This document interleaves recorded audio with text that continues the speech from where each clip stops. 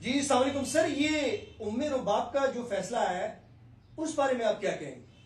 उमर रुबाब का जो फैसला है उस पर मैं ये कहूंगा कि हम उमर रुबाब के साथ खड़े में ट्रिपल कत्ल केस है और इसमें 26वीं 27वीं आईनी तरमीम जो सामने आई उसमें इंसाफ का जनाजा निकला। उम्मे रुबाब जो सालों से अपने बाबा दादा और चाचू के कत्ल के लिए दर दर दर दर की ठोकरें खाती रही और क्या हासिल वसूल हुआ? कुछ भी नहीं, बाइज्जत बरी। तो बिल्कुल सुपीरियर कोर्ट में फैसले को चैलेंज किया जाए। हम उम्मे रुबाब के साथ हैं और हम सिंध की आवाम के साथ खड़े हुए, पाकिस्तान की आवाम के साथ खड़े हुए, मजलूम के साथ खड़े हुए।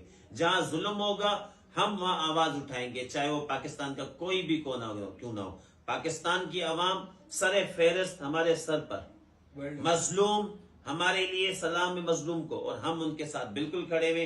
सबसे पहले पाकिस्तान, पाकिस्तान जिंदाबाद। Thank you.